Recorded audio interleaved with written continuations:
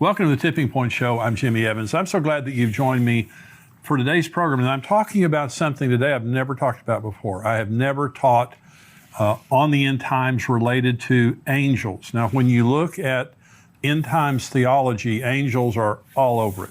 And we're going to be talking about a lot of end time theology today and the book of Revelation. I'm having to skip over literally myriads of angels just to show you the main angels that are involved in the end times. Now, I want to talk about angels generally, and then I want to talk about angels related to the end time. Before I do that, let me just remind you, we have this book, Where Are the Missing People? This is a book that you leave behind. You know, once we're raptured and the Lord takes us out, there are going to be billions of people left on the earth. And this book is designed, it says the sudden disappearance of millions and what happens next. And so what this book does is it allows you to keep this on your coffee table, your bedside table, your car, your apartment, your dorm room, wherever you leave it. But somebody, when we're gone, people are going to be going through our stuff, and this will help them to know what just happened, to explain to them what the Bible said just happened, and lead them to Christ, and explain to them how to have a relationship with Christ, and also explain to them what's about to happen in the world. So this is going to be an eternity saver for a lot of people. Now, we just went over 100,000 of these books that we've sold. These have been selling very quickly. And so you can go to missingpeoplebook.com and you can get a big discount there if you're buying more than one. You can buy one. You can also get it on Amazon.com. I think it's $8.95 or something like that. We have almost 1,000, and you can go on Amazon and see all of the reviews that we have. I think we have like almost 1,000 five-star reviews of this book. People are reading it, and it's blessing them, and some people are getting saved reading this book right now.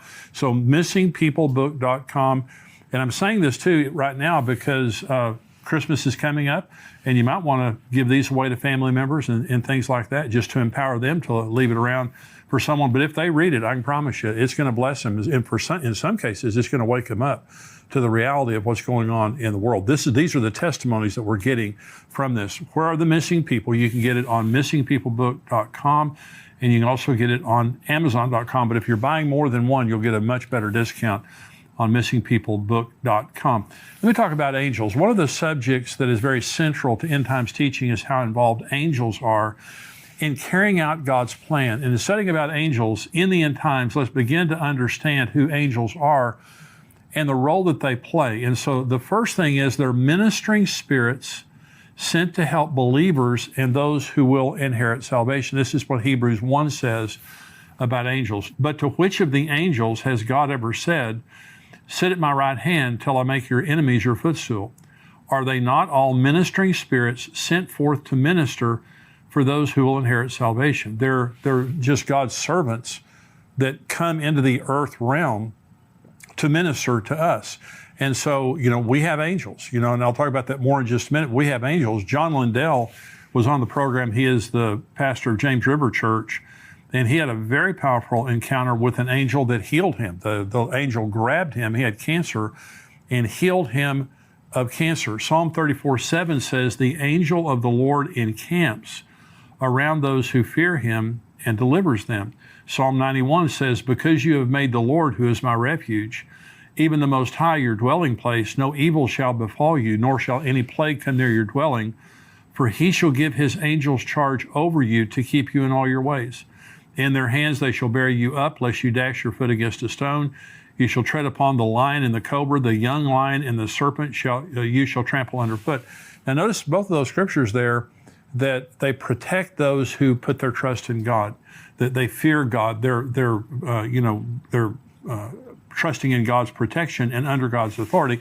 And I heard someone say one time, we have guardian angels that, like when we're driving down the road, they're there to guard us. But if we exceed the speed limit, that they can't go faster than the speed limit. Now, that's kind of a joke. They can go as fast as they want to go.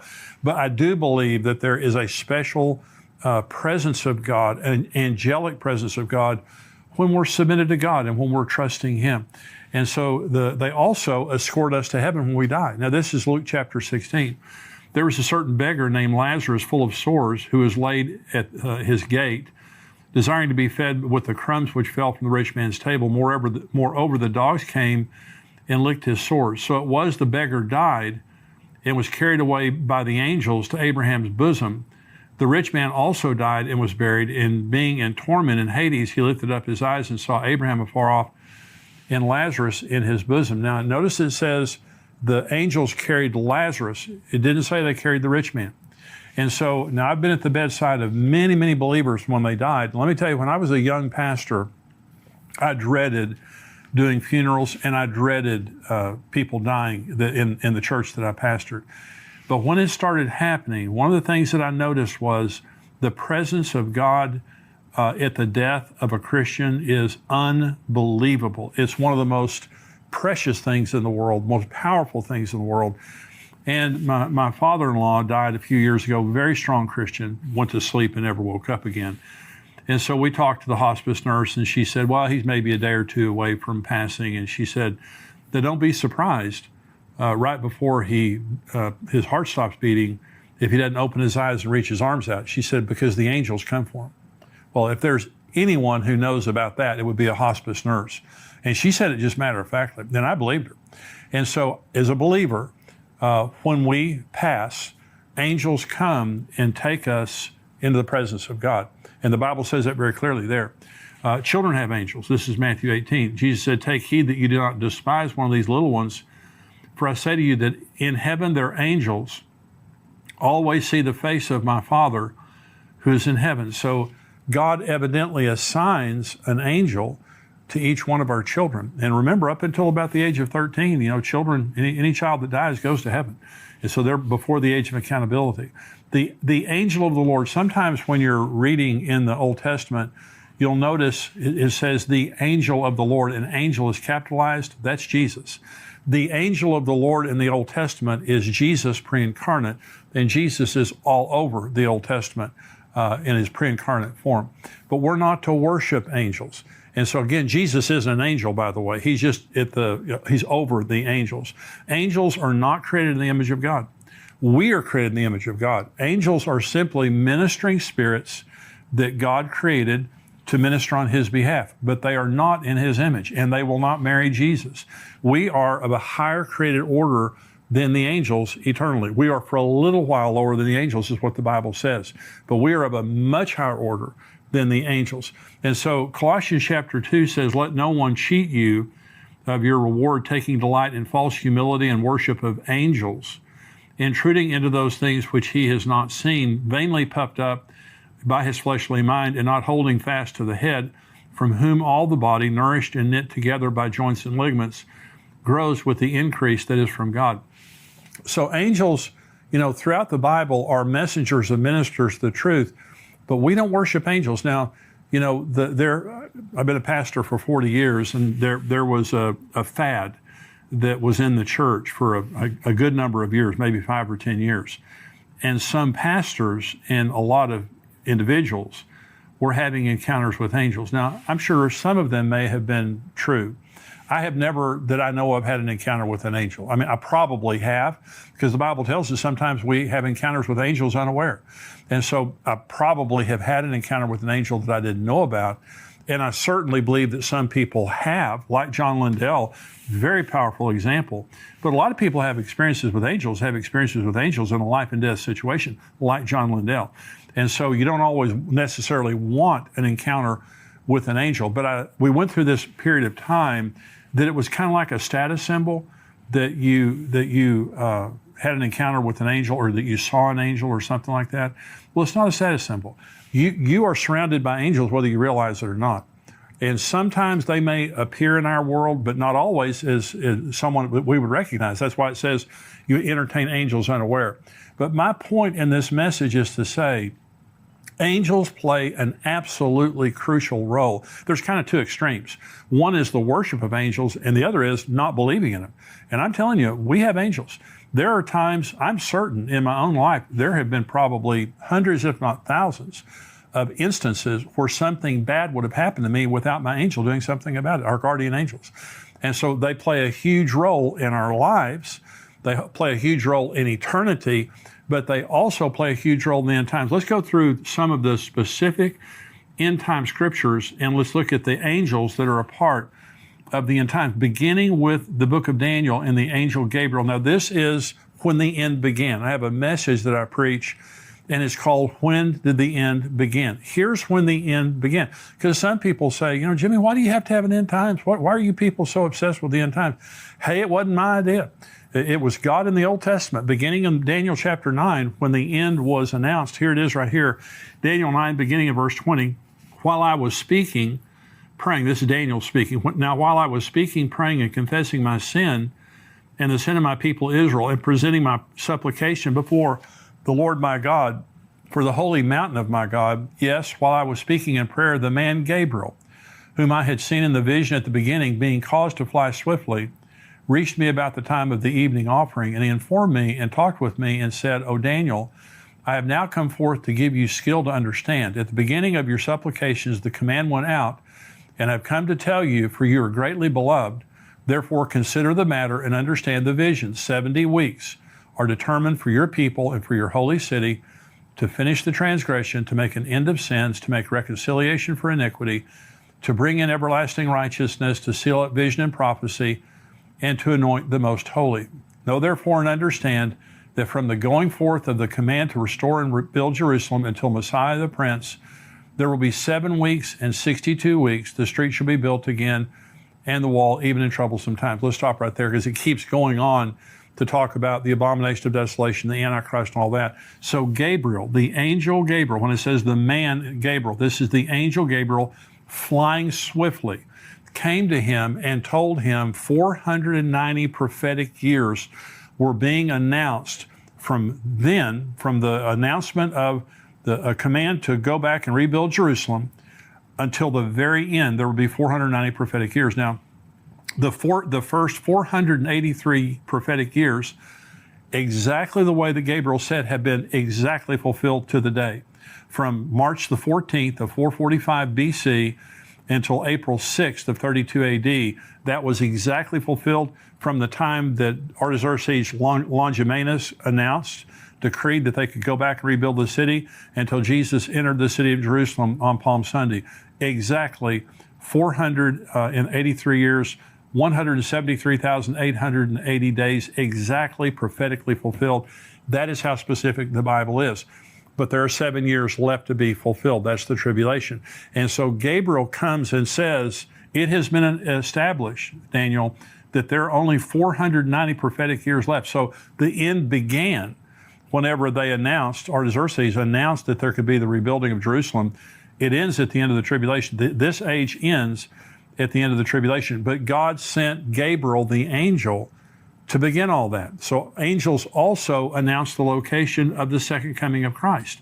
When Jesus ascended, this is Acts chapter 1, when he had spoken these things, while they watched, he was taken up, and a cloud received him out of their sight. And while they looked steadfastly toward heaven, as he went up, behold, 2 men stood beside them in white apparel, and also said, Men of Galilee, why do you stand gazing up into heaven? This same Jesus, who is taken up from you into heaven, will so come in like manner as you saw him go into heaven. Now remember, this is the Mount of Olives, and Jesus is standing there, and he ascends from the Mount of Olives. This is Zechariah 14, speaking about the second coming.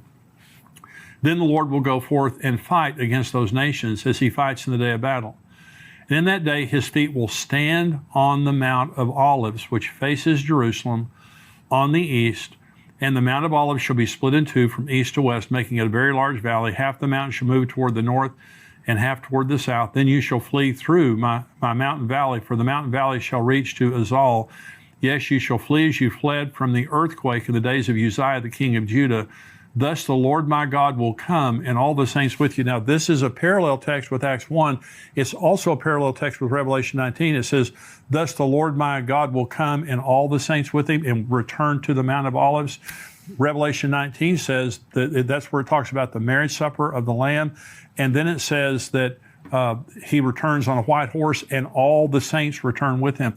So understand this, when the rapture happens and we go to heaven for 7 years, and I'll be answering a question during the subscriber portion about the timing of the marriage supper of the Lamb. And I've got a very specific question, because some people believe that the marriage supper of the Lamb doesn't happen until the end of the tribulation based on Revelation 19. I'm going to correct that.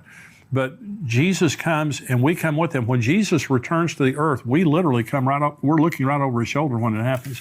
It's going to be an unbelievable moment. But an angel is the one who announced the specific location where Jesus was going to come back in the New Testament. We'll get right back to Tipping Point in a moment, but I wanted to take a second to tell you about our sponsor, ExpressVPN. Going online without ExpressVPN is like leaving your kids with the nearest stranger while using the restroom. Most of the time it's probably fine, but you never truly know who you're trusting. What if they're a kidnapper or a serial killer? ExpressVPN creates a secure tunnel between your device and the internet. It would take a hacker with a supercomputer over 1 billion years to get past ExpressVPN's encryption. It is so easy to use. You just start the app and press one button to get protected. You can connect up to 5 devices simultaneously, and it works on all your devices. Protect you and your family today and get an extra 3 months free by visiting expressvpn.com/endtimes. That's expressvpn.com/endtimes. To stay safe and get an extra 3 months free, visit expressvpn.com/endtimes. The rapture will also occur with the voice of an archangel. 1 Thessalonians 4. The Lord himself will descend from heaven with a shout, with the voice of an archangel and with the trumpet of God. And the dead in Christ will rise first. Then we who are alive and remain shall be caught up together with them in the clouds to meet the Lord in the air. And thus we shall also always be with the Lord. Therefore, comfort one another with these words. Now, notice there it says we meet him in the air. Okay, that's the rapture. The second coming is on the Mount of Olives. Okay, that's another way to understand it. It says, the voice of an archangel. Only Michael, now Michael and Gabriel, we believe, are archangels. Michael, we know is an archangel because the book of Jude tells us that Michael is an archangel. Gabriel, he is announced as an archangel in the book of Enoch. And now the first book of Enoch, I believe, is inspired. It's not canon. It's not the Bible. The other 2 books of Enoch are not inspired. They've already been proven to be false. Now remember, the book of Jude quotes the book of Enoch. And so you can't dismiss the book of Enoch. But I believe Michael and Gabriel, so at the rapture, either Michael, Gabriel, there's going to be the voice of an archangel there. The book of Revelation was given to John by the Lord's angel. This is Revelation 1. The revelation of Jesus Christ, which God gave him to show his servants things which must shortly take place.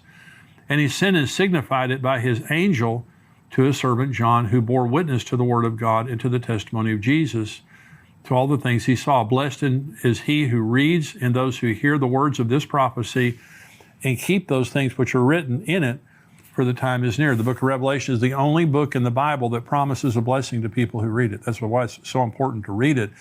And so, but we're told there that John was given the revelation by the angel of the Lord. The scroll with the seals that begins the tribulation will be controlled by a strong angel. This is Revelation 5. I saw in the right hand of him who sat on the throne a scroll written inside and on the back, sealed with 7 seals. Then I saw a strong angel proclaiming with a loud voice, who is worthy to open the scroll and to loose its seals? And no one in heaven or on the earth or under the earth was able to open the scroll or to look at it. So again, you just see how many times that an angel is involved. I'm not finished yet. We have more to go. But you see how many times an angel is involved. And so I believe these angels are present with us right now. And I believe that, and of course, as believers, you have to understand one of the beautiful things, the instant that we're raptured, we enter into the unseen realm. We're a part of the supernatural realm. And I think it's going to be absolutely intriguing all of a sudden to be able to see myriads and myriads and myriads of angels that are around us and how they interact. But God uses angels in a profound way all the time, but related to the end times. This is another one. An angel seals the 144,000 Jews in the tribulation with the seal of God. This is Revelation 7. After these things, I saw 4 angels standing at the 4 corners of the earth, holding the 4 winds of the earth, that the wind should not blow on the earth or the sea or on any tree. So there are 4 angels right there. Then I saw another angel ascending from the east, having the seal of the living God, and he cried with a loud voice to the 4 angels to whom it was granted to harm the earth and the sea, saying, do not harm the earth, the sea, or the trees, till we have sealed the servants of our God on their foreheads. And I heard the number of those who were sealed. 144,000 of all the tribes of the children of Israel were sealed. Now this is Revelation 14, again talking about the 144,000. Then I looked, and behold, a lamb standing on Mount Zion, and with him 144,000, having his Father's name written on their foreheads. So an angel is the one who seals the 144,000 in their forehead, because they're not going to be harmed. All these judgments that are coming in on the earth, they're not going to be harmed. But here's interesting. It says his Father's name. The Lamb was with the 144,000 because they go around the world proclaiming the gospel to the entire world, but his Father's name is on their forehead. So this is interesting, and I'm not preaching this as a doctrine. I'm sharing this as something that's interesting, and that is there are those that believe that the church is the bride of Jesus and the Jews are the bride of the Father. Now remember, you go to Revelation 21 and you read about the New Jerusalem. It says there are 12 gates to enter the city of the New Jerusalem, and every gate has the name of a patriarch on it, the 12 sons of Jacob. Okay, so all around. But it has 12 foundations, and each of the foundations has a name of the apostle. So it's interesting, the New Jerusalem is branded both to the church and to the Jews. And so an example is before Jesus came, and in the Old Testament, before Jesus became the standard of salvation, what happens to David? What happens to Moses? What happens to Aaron? What happens to, all the wonderful people in the Old Testament? Well, they certainly don't go to hell. And so where do they go? So there are those that believe that in the New Jerusalem, this is shared by the Old Testament Jewish saints that are the bride of the Father and the church that is the bride of Christ. Interesting thing. Okay. Another one. 3 angels proclaim a universal message to the world in Revelation 14. It says, then I saw another angel flying in the midst of heaven, having the everlasting gospel to preach to those who dwell on the earth, to every nation, tribe, tongue, and people, saying with a loud voice, fear God and give glory to him, for the hour of his judgment has come, and worship him who made heaven and earth, the sea, and the springs of water. Another angel followed, saying, Babylon is fallen the great city, because she has made all nations drink of the wine of the wrath for fornication. Then a third angel followed with them, saying with a loud voice, if anyone worships the beast and his image, and receives his mark on his forehead or on his hand, he himself shall also drink of the wine of the wrath of God, which is poured out full strength into the cup of his indignation. He shall be tormented with fire and brimstone in the presence of the holy angels and the presence of the Lamb. And the smoke of their torment ascends forever and ever, and they have no rest day or night who worship the beast in his image, and whoever receives the mark of his name. Now, there's several things in there. The first is, it says that they'll be tormented in the presence of the Lamb and his holy angels. Satan is not the Lord of hell. Jesus is the Lord of hell. And so Satan is in the judgment of hell like everybody there with him. He's bound there.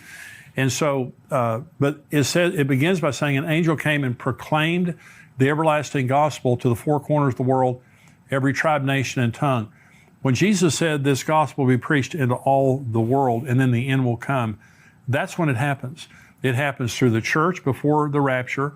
It happens through the 144,000 after the rapture. It happens through the 2 witnesses after the rapture. And finally, it happens with this angel in Revelation chapter 20, preaching the gospel supernaturally to every person on earth. And so these angels that are proclaiming the gospel, and Babylon has fallen, and the unforgivable sin of taking the mark of the beast, these are all angels proclaiming 3 important messages. And here's finally, an angel binds Satan for 1,000 years at the beginning of the millennium.